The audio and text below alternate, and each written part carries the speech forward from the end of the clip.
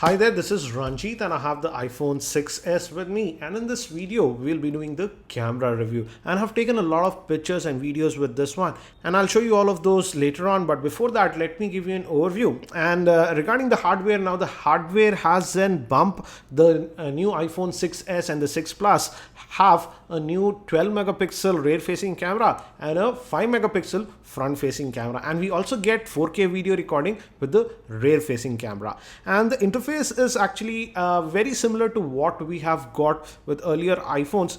It's very simple. We just move between the modes by moving like this to video, slow motion, time lapse.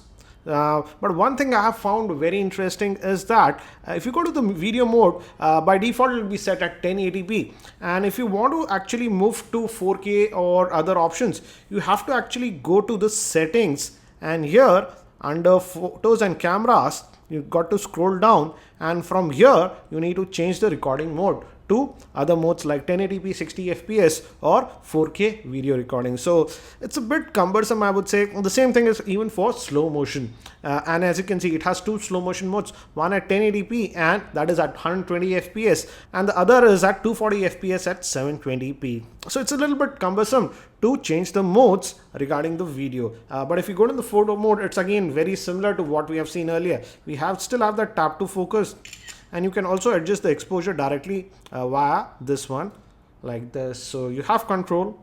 And the new addition with the iPhone 6s is this new live photo feature. For example, let's say I'll be just moving around this when taking a picture, and if we do that, let me try to do that, and it takes 1.5 seconds actually. Let me just show you this. This is the static picture, but if you just use the force touch, as you can see, it actually records 1.5 seconds prior to taking the picture in 1.5 seconds. It's like a mini video, I would say. So that option is there. You can toggle this on or off, but if you enable that option, the image sizes would be twice the size. And right now you have no other way, but you need to have iPhone 6s or the 6s Plus to view these live images. These can be fun in some scenarios, I would say, but again, this is not something very new. The Lumia phones used to do this for quite some time. So the shutter speed is fast, and again, you can take the panoramas and stuff. Regarding the selfies also, the selfies have improved a lot. I'll show you the samples, and it's now a 5 megapixel shooter, as you can see, and we also have the timer mode. The default is off, but you can set it to 3 seconds, for example. Let's try that. And it actually flashes, as you have seen. So it acts like a front facing flash. I wouldn't say it can replace a proper front facing flash, but it does offer that fill in light. Now let me actually show you the sample shots so that you can get a better idea. These pictures were shot with the iPhone 6 as a rear-facing camera at the highest resolution possible, and it takes the pictures by default in the 4:3 ratio, so I am not changing that. And as you can see, in outdoor lighting conditions, the iPhone 6s takes very good pictures, and even the color accuracy is very good on the iPhone 6s. In fact, I would say if you take the pictures outdoor, you just click, and most of the times, I would say 9 out of 10 times, you would get very good pictures in outdoor lighting conditions, as you can see from the sample shots. These were shot with the front-facing camera of the iPhone 6s, and I feel the front-facing camera is also hugely improved on the new iPhone 6s. This sample video is shot with the front-facing camera of the iPhone 6s, and the thing is that the front-facing camera can record video only up to 720p HD. Recording this part of the video with the front-facing camera of the iPhone 6s, and this is in completely artificial lighting in my office. I have just one tube light switched on, so this should give you an idea about the video recording if you do stuff like FaceTime, etc. in indoor lighting conditions. Recording this video at 1080p with the iPhone 6s, and I'm gonna just walk now, and this is at 1080p. 30 fps, and as you can see, I'm walking to give you an idea how well the video stabilization works on this iPhone 6s.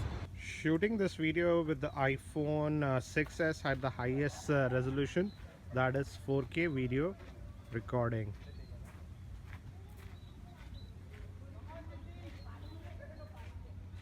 Now moving to pictures taken in semi-indoor conditions, that is in somewhat natural lighting but indoor conditions. Here also I feel the iPhone 6s did a very good job. As you can see from the sample shots, even in semi-indoor conditions, the pictures come out to be natural looking.